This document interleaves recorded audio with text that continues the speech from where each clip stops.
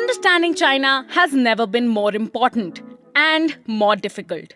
Takshashila's latest executive capsule course, Watching China, is an all virtual course that will help you decode China's politics and policies. Learn about the party state structure, ideology, and policy drivers. Master the language of Communist Party discourse and open source research. The course is perfect for professionals, journalists, students, or anyone curious about the Asian giant. Sign up now on the link in the description to start understanding China like never before. Welcome to All Things Policy, a daily podcast by the Takshashila Institution. We are a bunch of policy nerds based in Bengaluru, and we like bringing fresh perspectives to Indian affairs and Indian perspectives to global affairs. So grab a cup of coffee, sit back, and join us for today's chat. Hello and welcome to another episode of All Things Policy. My name is Shobhankita and I'm a research analyst at the Takshashila Institution. There is a civil war in Myanmar right now. The situation on the ground has dramatically shifted since the military coup in 2021. This is an important topic for India. Myanmar is an important neighbor for us in India. We share a 1,600-kilometer long border with Myanmar, and Myanmar borders 4 of our northeastern states, specifically Arunachal Pradesh, Nagaland, Manipur, and Mizoram. People-to-people relations and cultural ties between people on both sides of the border are strong. Also, several insurgent groups from Northeast India have traditionally been based out of Myanmar. And good ties with Myanmar are key to India's counterinsurgency and national security efforts. A deteriorating situation in Myanmar is a cause for concern.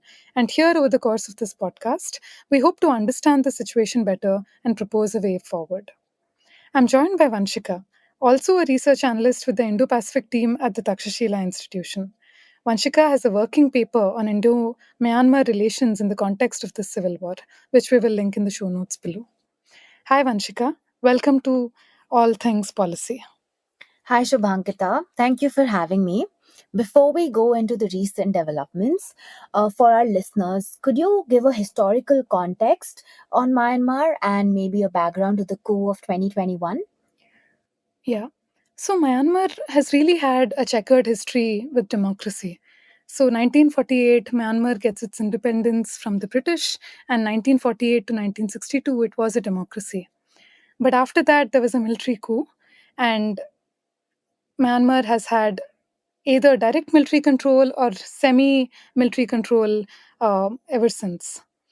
The first fair elections in Myanmar only happened in 2011.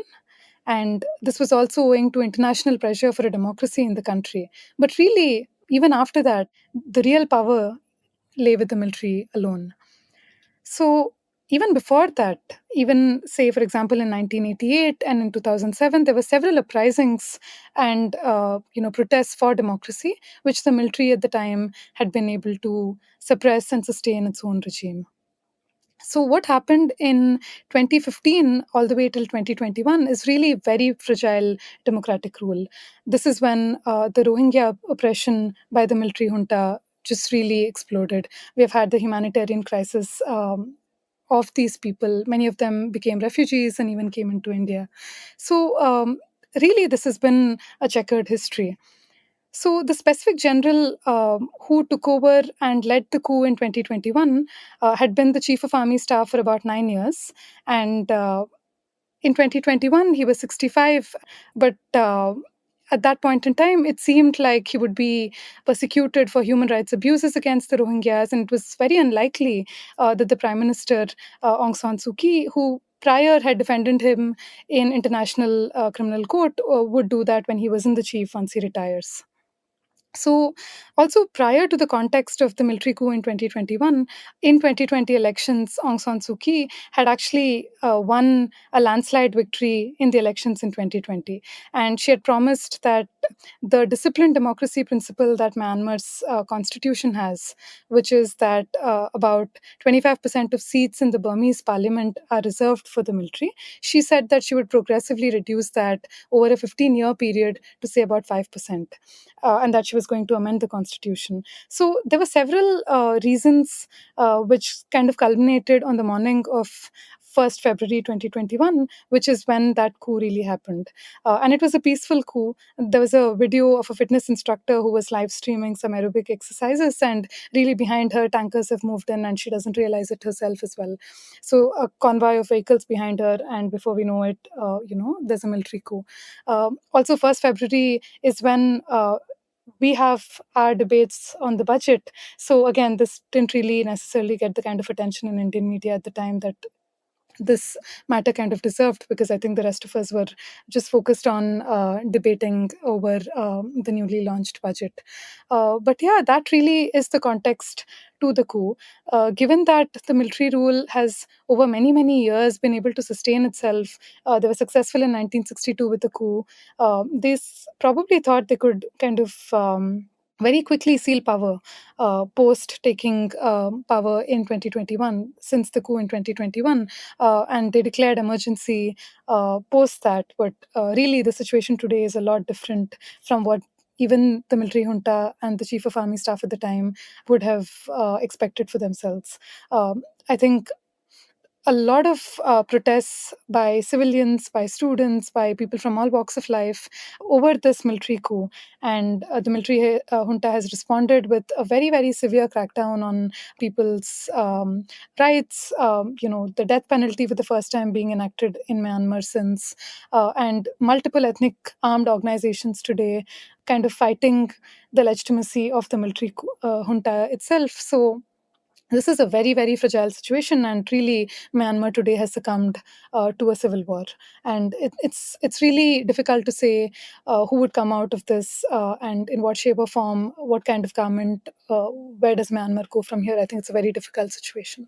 Right. Thanks, Shobhankita, for highlighting the changes that took place immediately before the coup.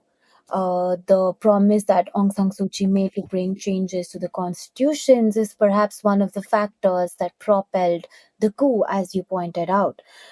Could you expand a bit more on the state of the civil war that we're seeing in Myanmar today? And how has this civil war affected the economy of the country? How are they still sustaining this? Yes. So, depending on how you look at the situation, and really, journalism also has been restricted in Myanmar right now. So, data coming out of Myanmar is very, very few sources. But depending on how you might look at the situation today, there are anywhere between 300 to 350 non-state actors in Myanmar at this point. And you might want to bucket them into different lists depending on what they really aspire for and what they're looking for, and what vision for Myanmar going forward that they have. So there is really no consensus even there.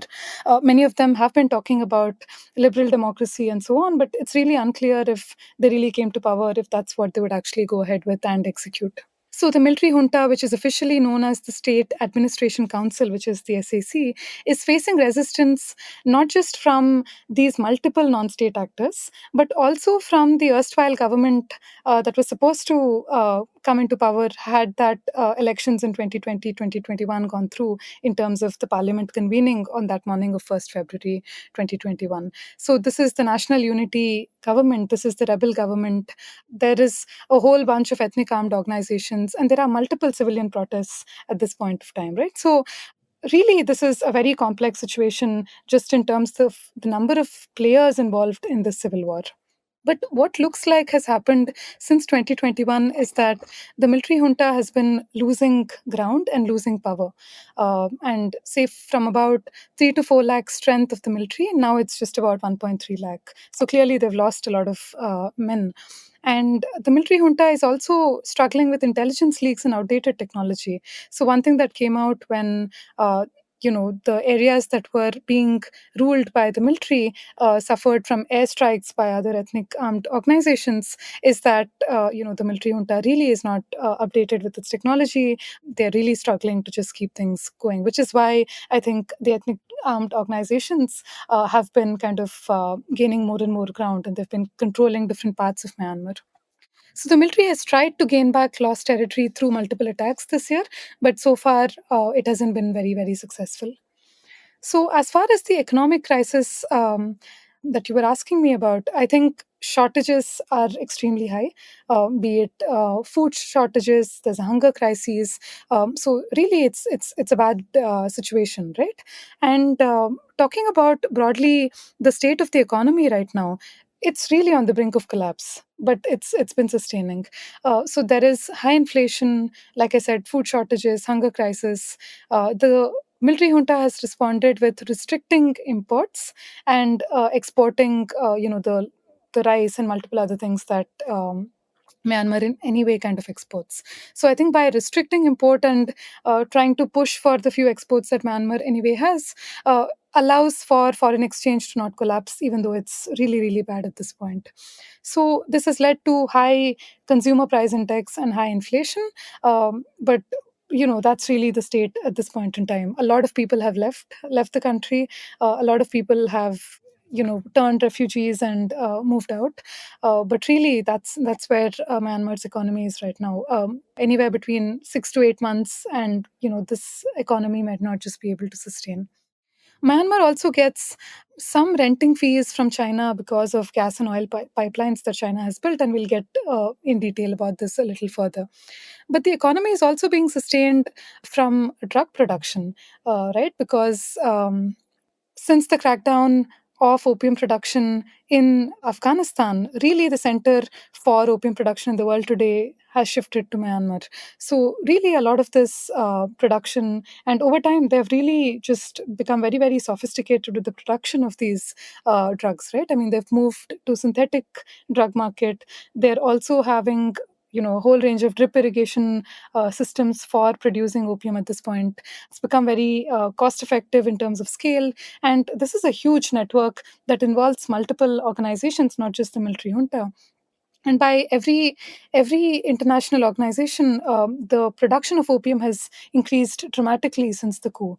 And many of these synthetic drugs, etc., have been found not just in Japan but also further in Australia. So this is also a problem that we across the border in our northeast are suffering from, except that we don't have the state capacity enough to study it and kind of bring it to our popular parlance. So really, multiple things going on.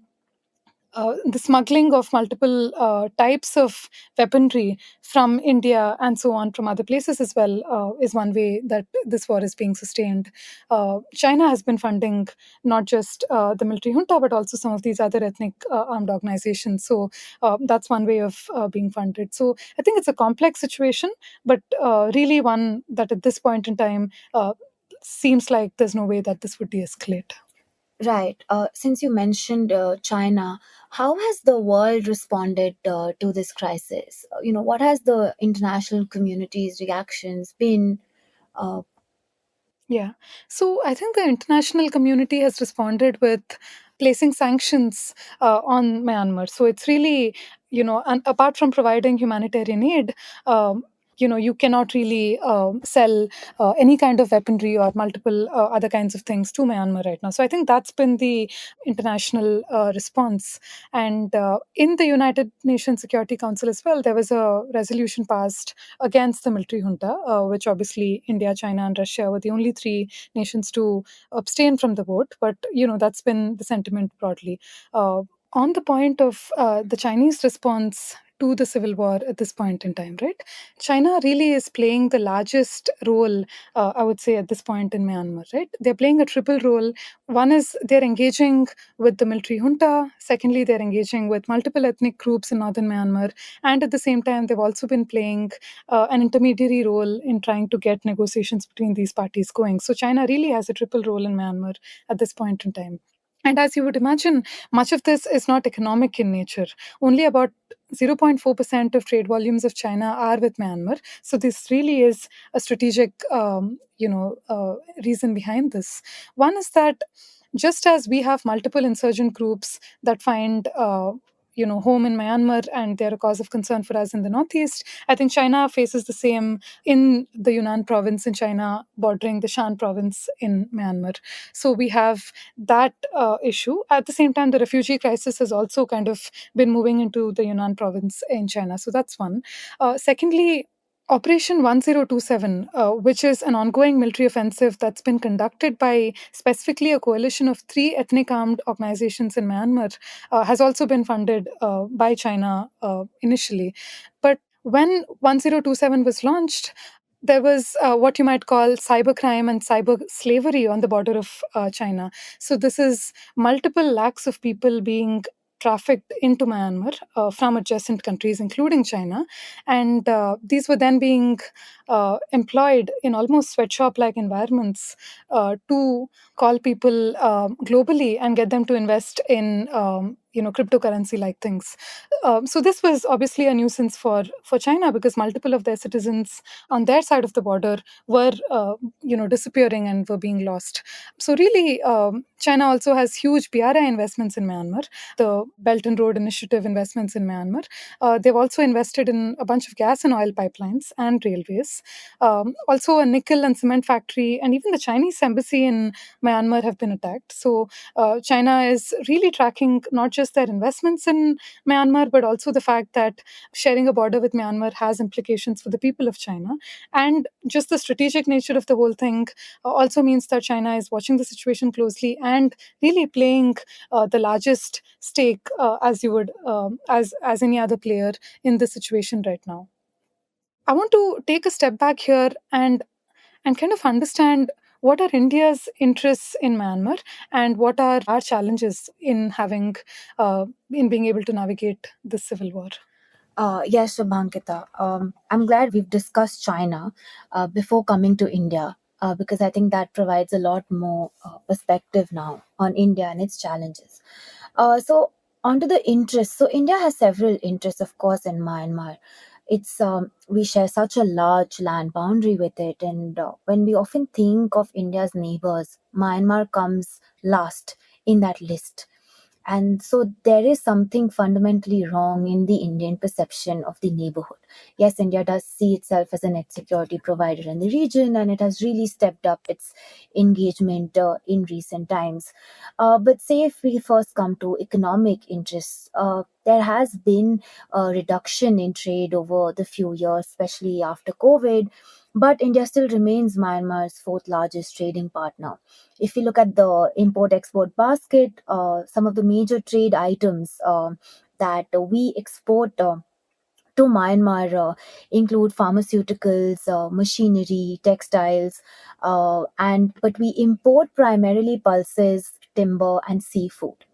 So in that sense, we do have trade going on apart from defense trade. So India is a large supplier of military arms and equipments to Myanmar. There is no doubt about that. But we're still behind Russia and China as arms exporters to Myanmar.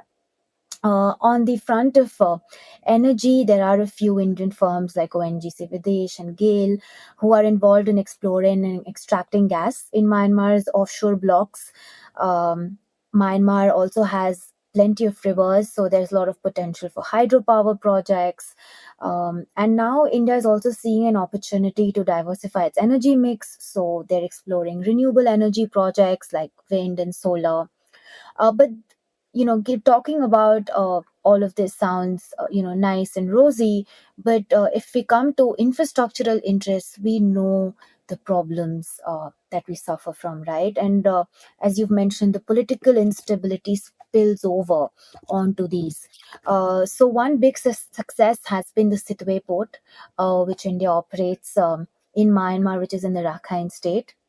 And so that helps us, that helps India strategically.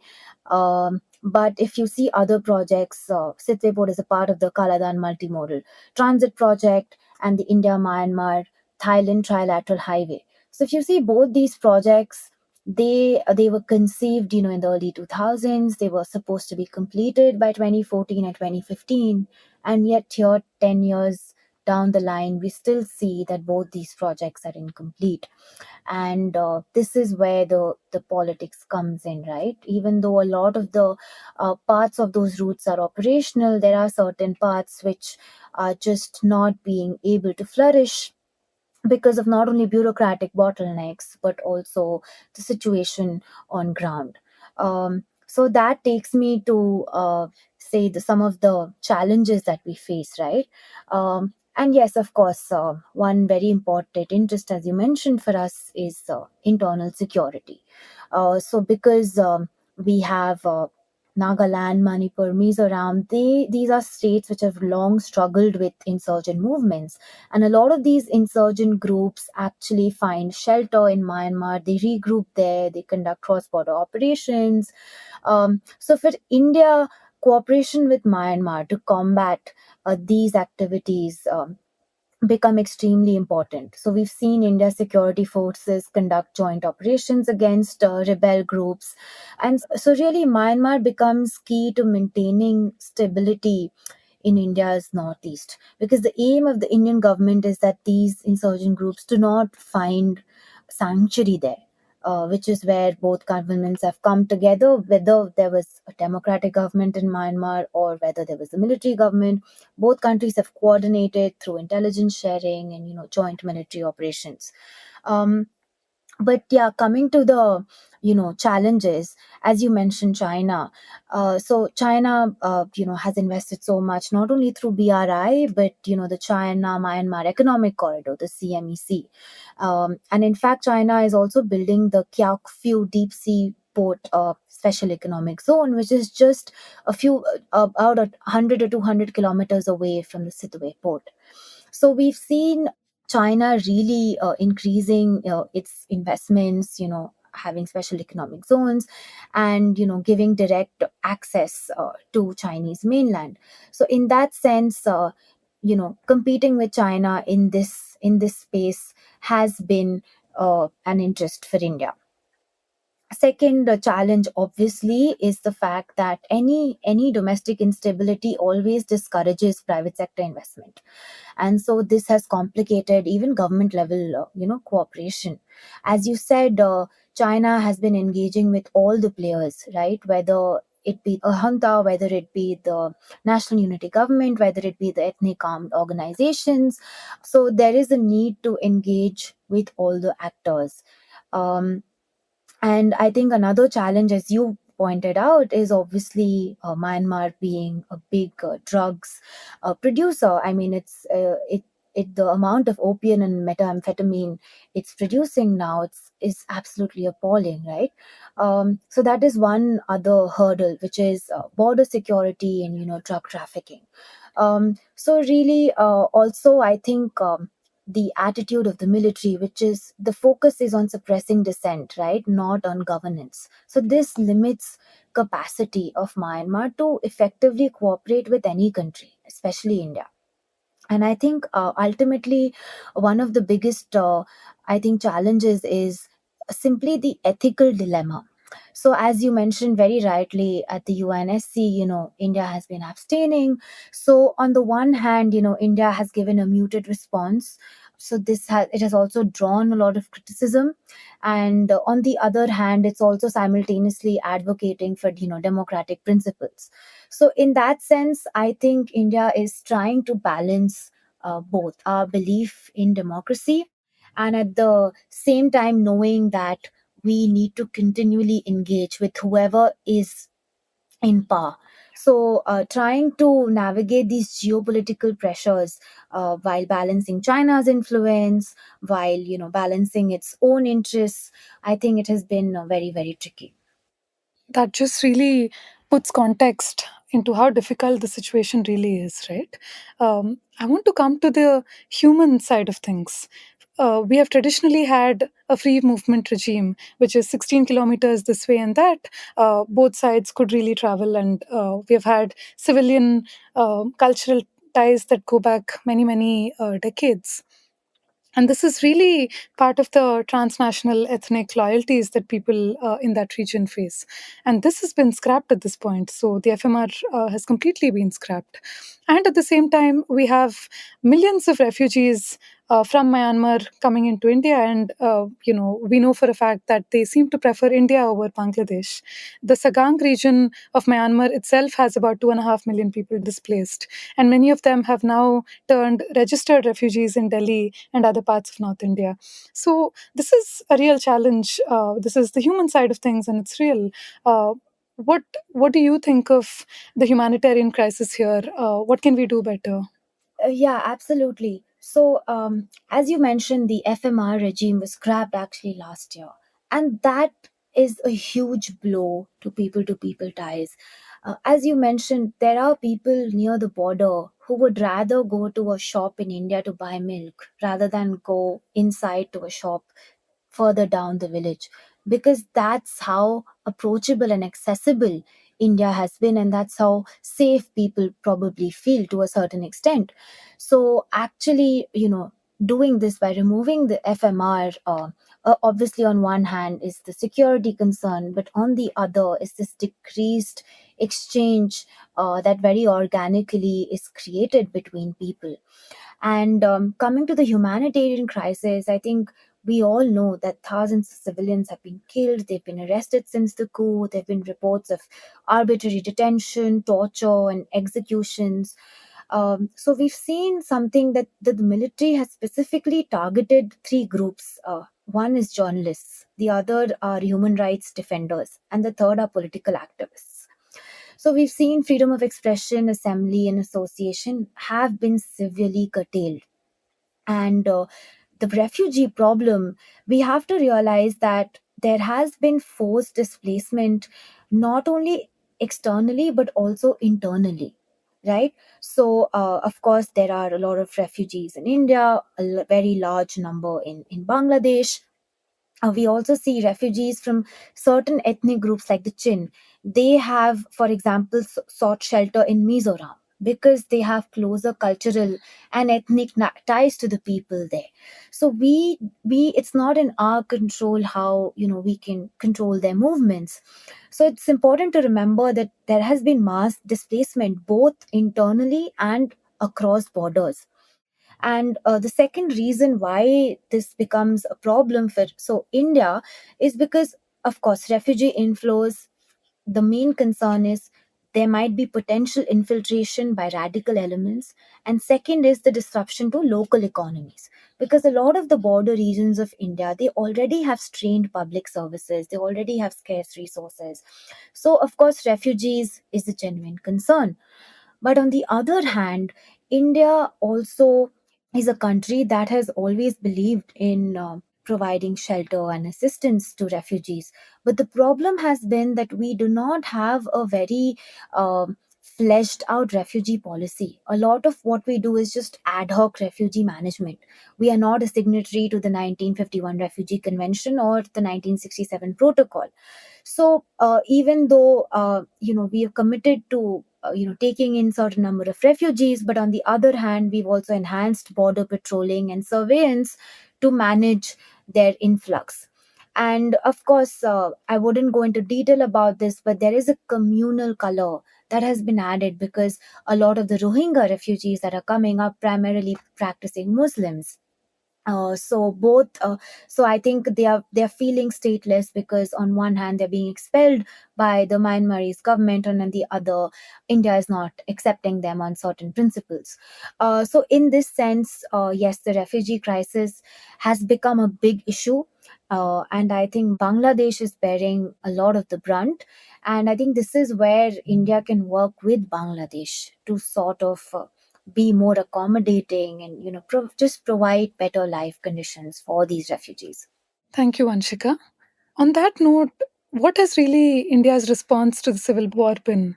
And if we were to propose or even have a view on where we go from here, because this looks like not just chaos and conflict, but really an impasse between the multiple players in the civil war internally in Myanmar as well. So, what should India's response be in this situation?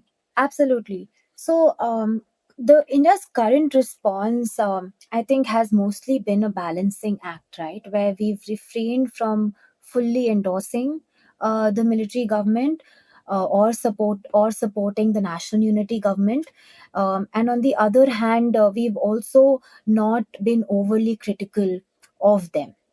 So, in that sense, we have been willing to engage both with the democratic and the military leadership. And that should be our priority, because if the political dispensation changes, India should be in a position to leverage its ties with either groups.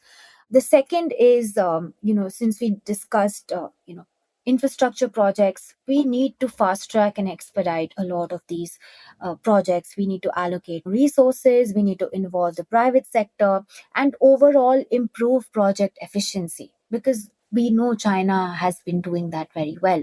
So we need to expedite that. On security, I think we need to continue enhancing and broadening cooperation. We also need to deploy maybe AI and technology along the border, and we need to strengthen our joint operations. So these are some things that we can do to enhance security with the military. Fourth, I think, is just increasing our cultural ties, right? I think that is something that we've really fallen back on.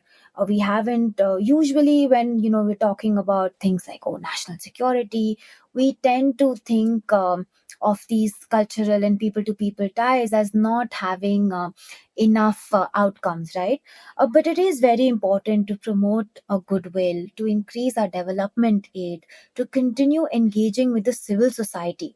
As you know, we also have a large Indian diaspora in Myanmar, more than 2 to 3 million people. So we also need to actively engage with the diaspora, just as a means of perhaps back channel diplomacy. So that is something that we need to increase. And I think finally, what we can do is we need to strengthen sort of regional cooperation. So I think this is where countries like Japan, South Korea, and the ASEAN really come in, because all of them are actively involved in Myanmar's development. They have investments in infrastructure projects there.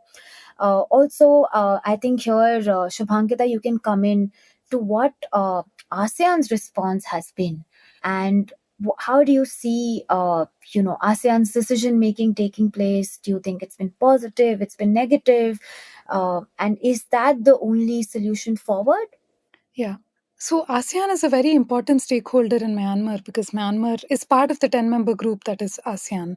But before that, we know for a fact that India has interacted with a couple anti-junta forces in Myanmar. Just in September last year, only a few months ago, there were reports that a few of these ethnic armed organizations actually came to Delhi and had confidential talks with the Indian government. So we know for a fact that India is not just looking to have all their eggs in one basket, which is the military junta, but also now looking to hedge their bets across multiple other players, which is a positive. Coming to ASEAN, I think what's really been holding back ASEAN from being able to enforce a consensus is that ASEAN has a commitment to consensus decision making, which is that they don't have a voting system which is majority only or even a veto system, right? So they have to come to a consensus. And when it particularly comes to Myanmar, it looks like they don't have a game plan because Thailand, Laos, and Cambodia, they've been maintaining relationships with the military. However, Indonesia, Malaysia, and Philippines have been pushing back at the military for some of their humanitarian reasons.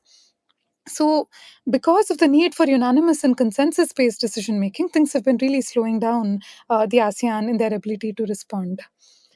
ASEAN actually had a 5 point consensus, and this is, you know, an immediate end to violence in the country that they demanded of the military, dialogue among all the parties, the appointment of a special envoy, humanitarian assistance that ASEAN would then provide, and then that this special envoy would visit Myanmar and meet all the parties. So this was the 5 point consensus that ASEAN proposed, and the military junta actually, in the first year, kind of actually agreed upon. But the military junta has not been able to execute on their own promises on the 5 point consensus, which means that consensus hasn't really come by. And ASEAN's way of going with this seems to be to keep enforcing or trying to keep the military junta accountable on the 5 point consensus.